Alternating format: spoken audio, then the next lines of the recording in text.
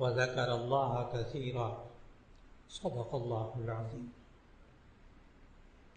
اللہ رب العزت نے ہمیں نبی کریم صلی اللہ علیہ وسلم کی حیات طیبہ سے پوری زندگی کے لیے عملی نمونہ سکھایا، اور اللہ تعالیٰ نے سورہ احزاب کی اس آیت میں فرمایا لقد کان لکم فی رسول اللہ اسوۃ حسنہ، البتہ بے شک تمہارے لیے رسول اللہ صلی اللہ علیہ وسلم کی ذات اقدس میں بہترین نمونہ زندگی موجود ہے۔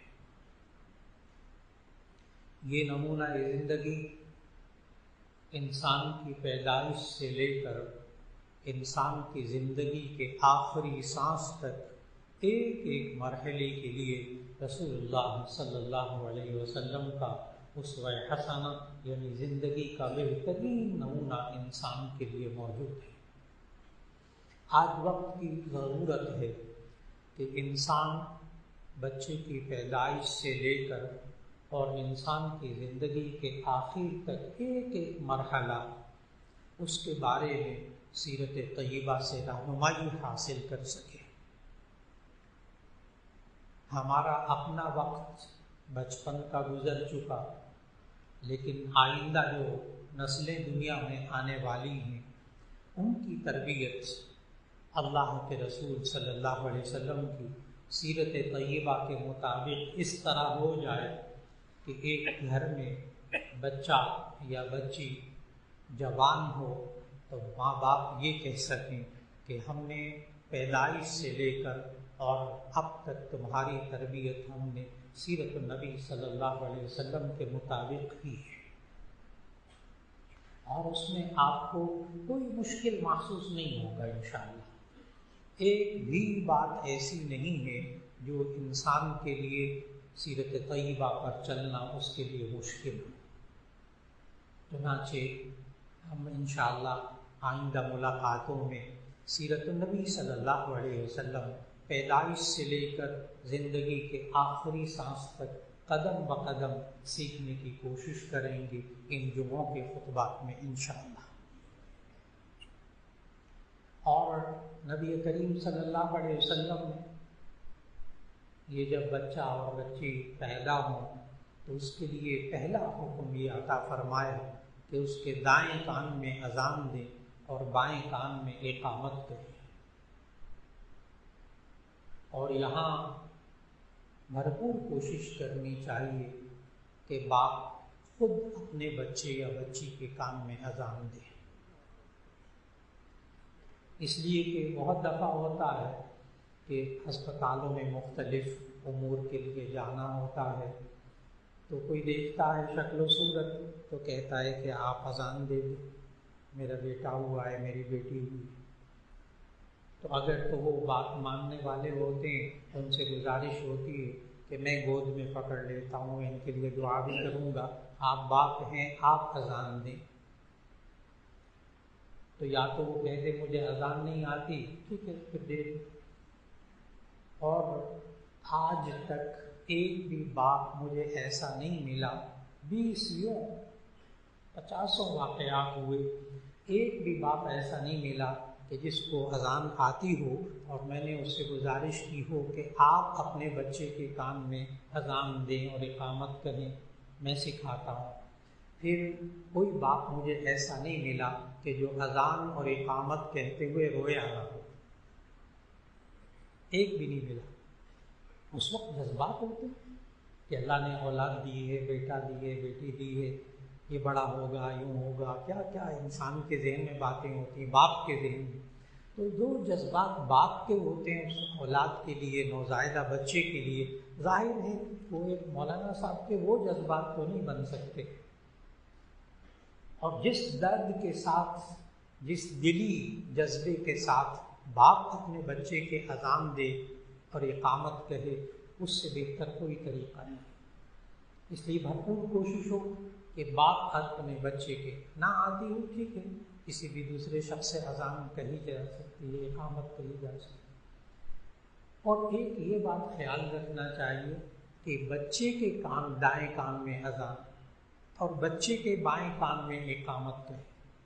یہ بھی ایک عجیب بات ہوتی ہے، تجربہ کر کے کبھی دیکھیے گا، بچے کو جب ہم اپنی گود میں لیتے ہیں تو ہماری طرف جو ہے وہ عموماً بچے کا بایاں کان ہوتا ہے، ہم اپنے دائیں بائیں کے حساب سے اذان دیتے ہیں۔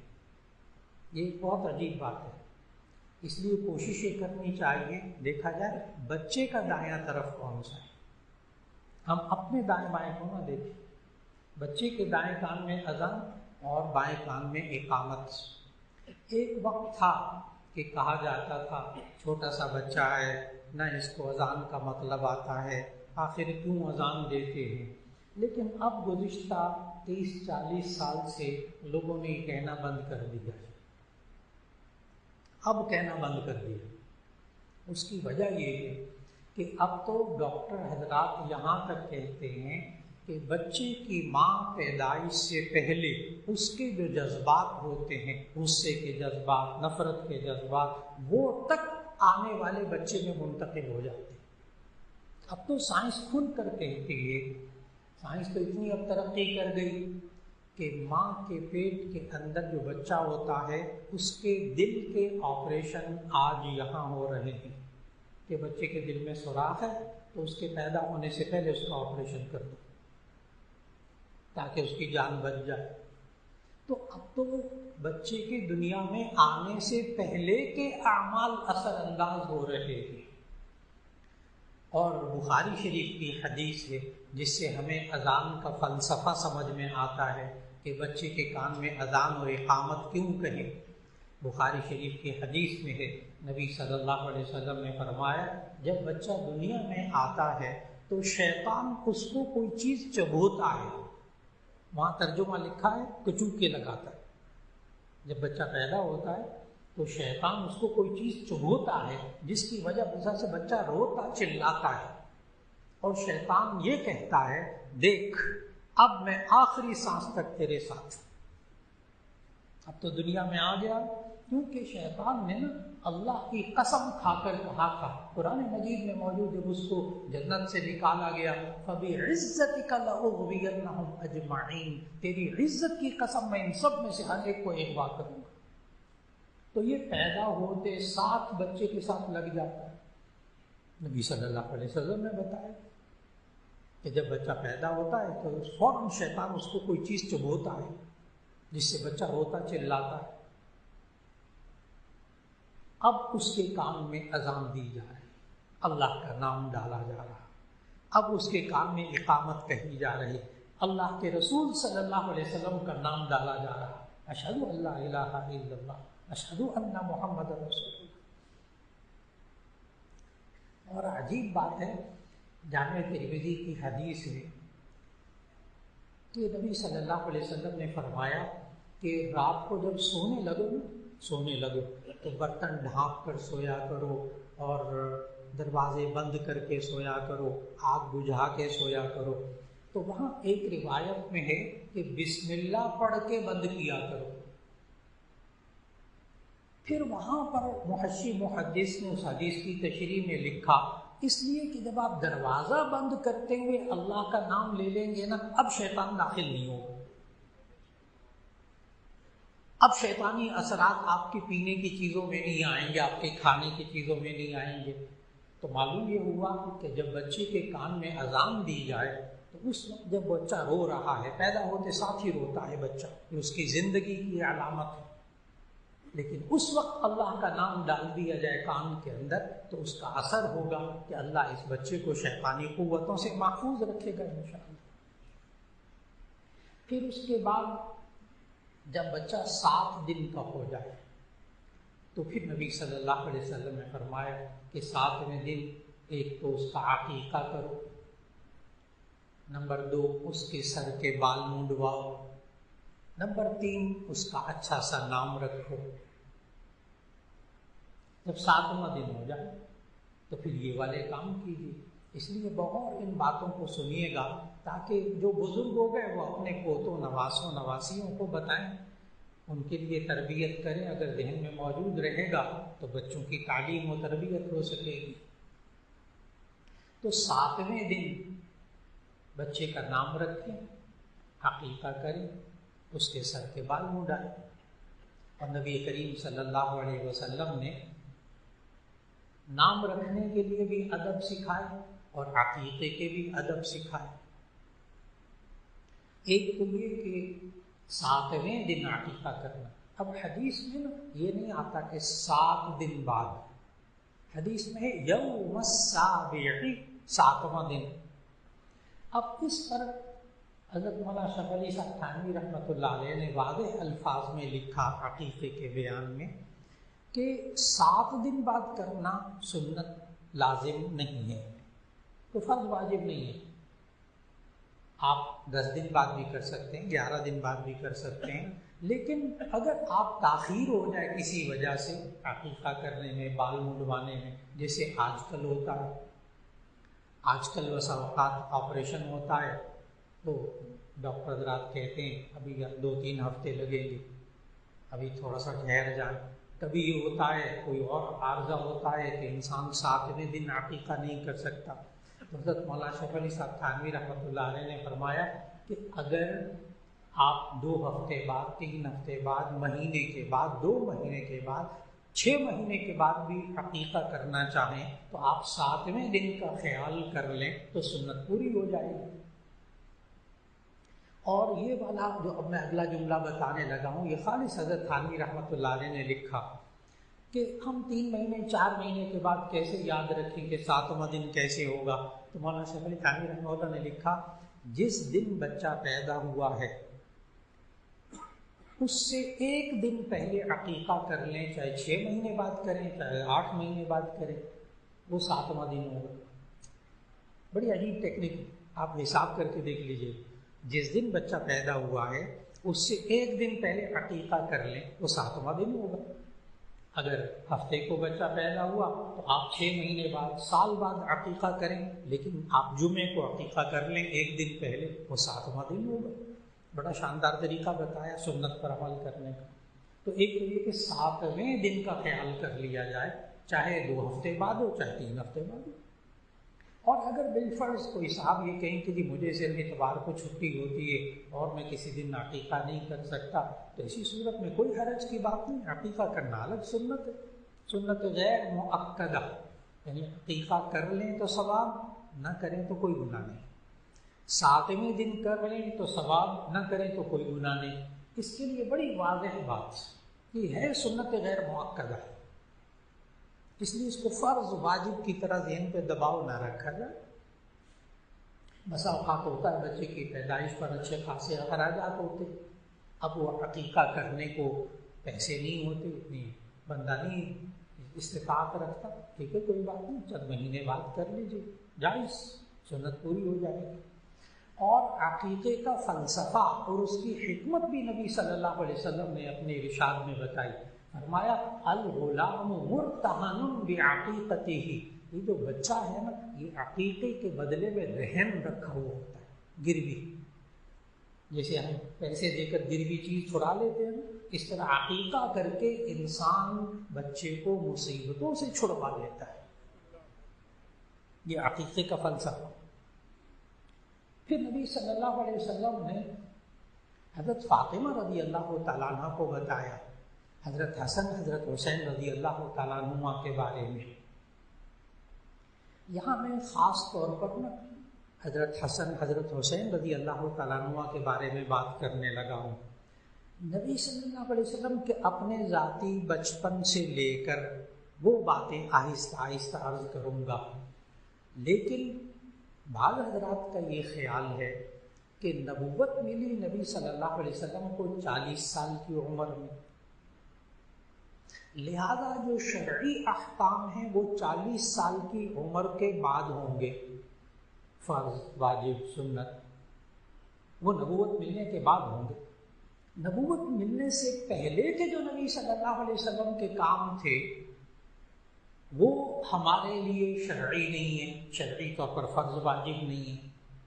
یہاں تک یہ بات درست ہے کہ نبوت ملنے سے پہلے کے کام فرض واجب نہیں، فرض واجب تو ہوئے نبوت ملنے کے بعد جب وحی آنی شروع ہوئی۔ اس لیے میں اس وقت حضرت حضرت حسین رضی اللہ تعالیٰ عنہ کو نبوت ملنے کے بعد نبی صلی اللہ علیہ وسلم نے بچوں کے لیے کیا سکھایا، اس کے سنت ہونے میں تو کوئی اختلاف نہیں۔ یہ اس سوال کا جواب دے رہا ہوں کہ میں نبی صلی اللہ علیہ وسلم کا بچپن کیوں نہیں بتا رہا، وہ بھی بتاؤں گا، لیکن ابھی وہ احکام جو سنت ہے نبوت ملنے کے بعد، تو مشکات شریف میں حدیث موجود ہے کہ نبی صلی اللہ علیہ وسلم نے حضرت فاطمہ رضی اللہ تعالیٰ عنہ کو سکھایا کہ حضرت حسن حضرت حسین کی پیدائش پہ کہ تم ان کے بال منڈواؤ 7ویں دن، اور بالوں کے وزن کے برابر چاندی خیرات کرو، پھر عقیقہ کرو۔ نمبر 1، سر کے بال منڈواؤ 7ویں دن، اس کے وزن کے برابر چاندی خیرات کرو۔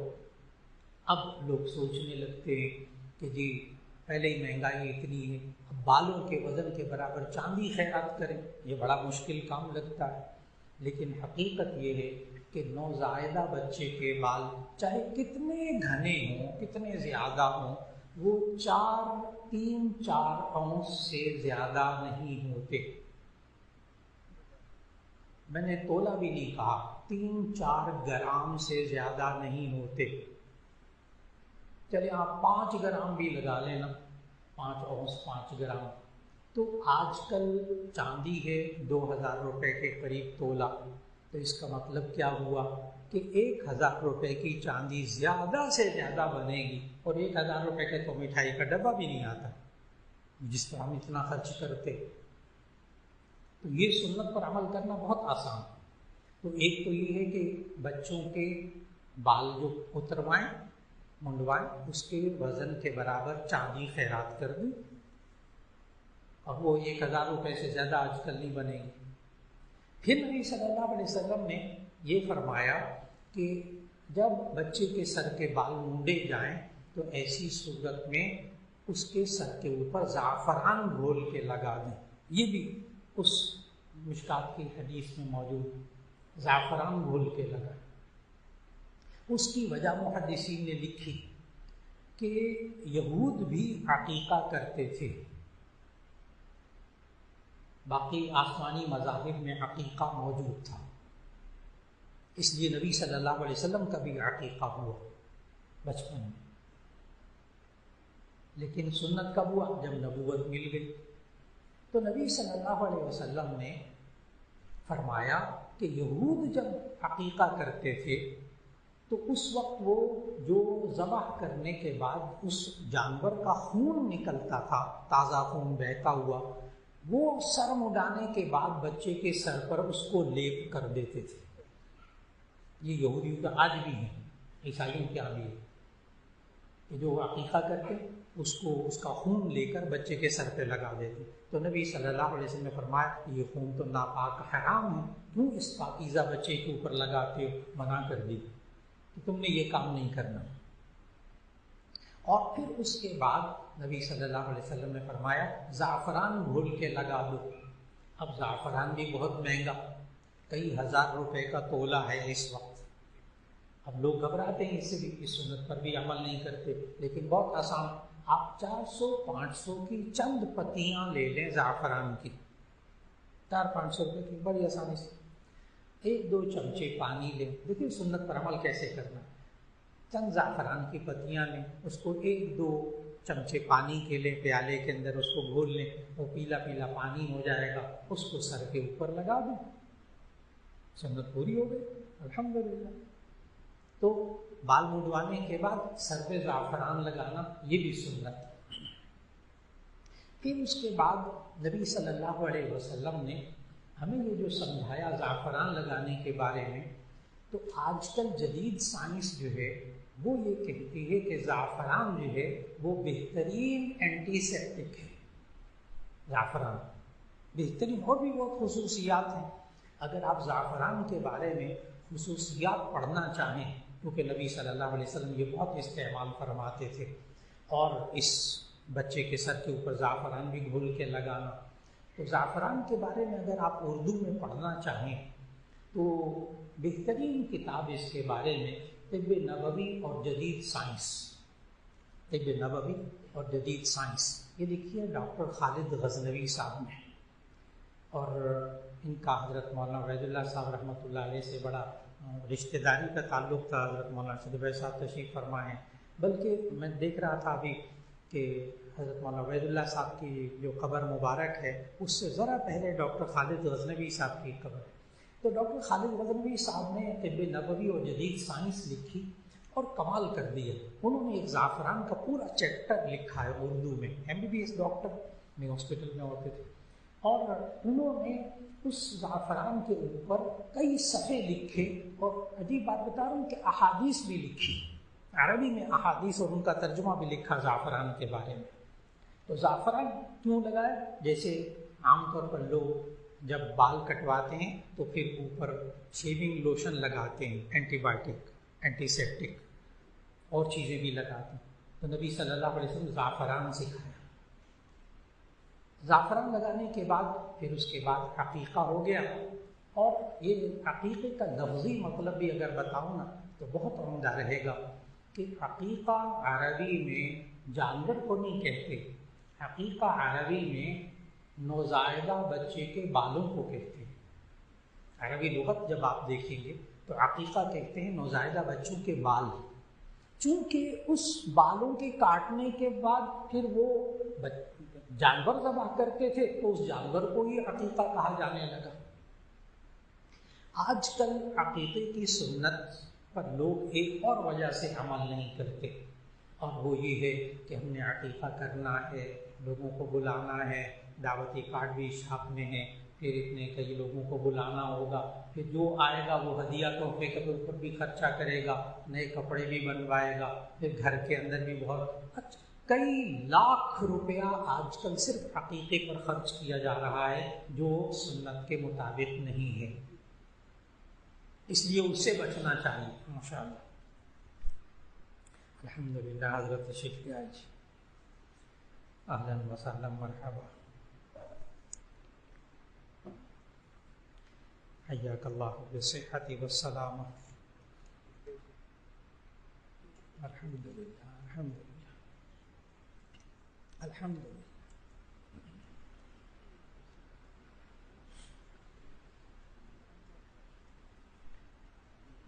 تو عرض کر رہا تھا کہ نبی صلی اللہ علیہ وسلم نے جو عقیقہ کرنے کو کہا تو یہ عقیقے کا لفظی مطلب نوزائیدہ بچے کے بال. چونکہ اس وقت وہ جانور ذبح کیا جاتا تھا اس لیے اس کو عقیقہ کہا جانے لگا. اب رہا یہ سوال کہ عقیقہ بچے کی طرف سے، لڑکے کی طرف سے 2 کیے جائیں، لڑکی کی طرف سے 1 کیا جائے. تو اس کے بارے میں ذہن میں رکھنا چاہیے کہ اصل میں یہ بات بھی نبی صلی اللہ علیہ وسلم نے یہود کی مخالفت میں فرمائی تھی. حدیث میں آتا ہے کہ جب نبی صلی اللہ علیہ وسلم مدینہ طیبہ تشریف لائے تو وہاں یہودی لڑکے کی پیدائش پہ بیٹا ہوتا تو تب تو ایک جانور عقیقہ ذبح کرتے، اور جب بیٹی ہوتی تو ایسی صورت میں عقیقہ نہیں کرتے تھے. عقیقہ کیا، وہ تو خوشی بھی نہیں مناتے تھے. عربوں میں تو یہاں تک تھا کہ بچی پیدا ہوتی تھی تو کبھی کبھی اس کو زندہ چھوڑا جاتا تھا، ورنہ بچی کی پیدائش کے فوراً بعد اس کو گڑھا کھود کے اس میں زندہ دفن کر دیا جاتا تھا. اللہ تعالیٰ نے قرآن مجید میں سورۃ التکویر کے اندر یہ سوال کیا کہ قیامت کے دن یہ سوال ہوگا وَإِذَا الْمَوْءُودَةُ سُئِلَتْ بِأَيِّ ذَنبٍ قُتِلَتْ. اس وقت زندہ درگور، زندہ قبر میں گاڑی جانے والی بچیوں سے پوچھا جائے گا تمہیں کس گناہ میں قتل کیا گیا.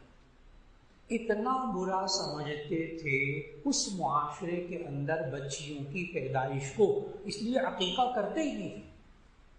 اب نبی صلی اللہ علیہ وسلم نے فرمایا کہ جب بیٹی ہو تو تم 1 جانور ذبح کرو، بیٹا ہو تو تم جو 2 جانور ذبح کرو عقیقے میں. یہ بھی سنت غیر مؤکدہ. اگر آپ بیٹے کی طرف سے بھی 1 جانور ذبح کریں گے تو بھی ٹھیک. اور عقیقے کے جانور کے گوشت کو بالکل قربانی کی طرح چاہے آپ پکا کر کھلائیں چاہے کچا تقسیم کر دیں. اب ایک جانور لیں، اس کے گوشت کو تقسیم کر دیں، اس کو امیر بھی کھا سکتے ہیں، غریب بھی کھا سکتے ہیں، آپ بھی خود بھی کھا سکتے ہیں، اور کچا تقسیم کر دیا جائے. گھر میں کوئی بھی مشکل پیش نہیں آتی. سنت پر عمل کرنا بہت آسان ہے. تو عقیقے کی سنت کو اپنے بچوں کی طرف سے ضرور کیجیے، اور جب بیٹی پیدا ہو تو اس وقت بھی عقیقہ کیجیے۔ یہ آج پھر ہمارے معاشرے کے اندر یہ بات آ گئی ہے، سوائے ان گھروں کے جن میں دینداری موجود ہے وہ بچیوں کی پیدائش پہ بھی خوشی مناتے ہیں، اور ہمارے معاشرے کے نوجوان اب بزرگوں کا یہ فرض ہے کہ اپنی نوجوان نسل کو سمجھائیں، نوجوان شادی شدہ جوڑوں کو سمجھائیں، گھر میں گھر والوں کا ذہن بنائیں کہ بچی کی پیدائش پر بھی عقیقہ کرنا ہے، بچی کی پیدائش پر بھی خوشی منانی ہے۔ یہاں ہمارے معاشرے کے اندر اب یہ حال ہو گیا ہے، پہلی بچی ہوتی ہے تو کہتے ہیں بہت مبارک ہو، بڑی اللہ کی رحمت ہے، دوسری خوشی ہوتی ہے تو دلاسا دیتے ہیں کوئی بات نہیں لڑکا بھی پیدا ہوگا، اور تیسری بیٹی پر ہمارے معاشرے میں طلاقیں ہوتی ہیں کہ یہ عورت تو بچیاں ہی پیدا کر رہی ہے، بیٹا پیدا ہی نہیں کر رہی۔ حالانکہ سائنس کہتی ہے کہ اس میں قصور مرد کا ہوتا ہے، عورت کا نہیں ہوتا۔ اور آج ہمارے نوجوان معاشرے کے اندر ذہنی صورت کیا ہے لڑکیوں کی پیدائش پر؟ اس کے لیے صرف سورہ نحل کی ایک آیت تلاوت کر کے اس کا ترجمہ کر کے بات مکمل کرنے لگا ہوں کہ اس وقت جب نبی صلی اللہ علیہ وسلم کے سامنے عرب معاشرہ تھا، کفار کا معاشرہ تھا، تو ان کفار کی ذہنیت کیا تھی؟ آیت پڑھنے لگا ہوں، دیکھیے گا کہیں ہمارے نوجوان شادی شدہ بچوں کا یہ والا ذہن تو نہیں ہو گیا جو اس وقت غیر مسلموں اور کافروں کا ذہن تھا۔ میں آیت پڑھ کر صرف ترجمہ کروں گا، آپ کو اندازہ ہو جائے گا۔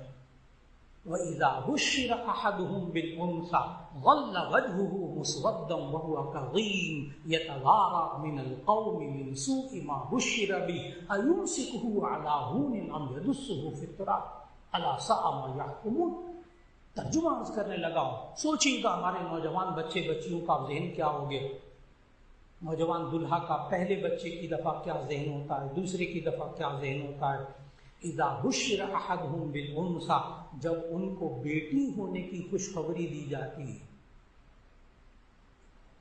اذا بشر احدهم بالانثى، جب ان کو بیٹی ہونے کی خوشخبری دی جاتی ہے، ظل وجهه مسودا، تو ان کا چہرہ سیاہ ہو جاتا ہے غصے سے، وہ کظیم، غصے میں آ جاتا ہے، بیٹی کیوں ہوئی؟ ساس بھی ناراض جو خود لڑکی ہے، وہ کہتی بیٹی کیوں ہوئی؟ اس لڑکی سے نفرت جس کے ہاں بیٹی ہوئی ہے۔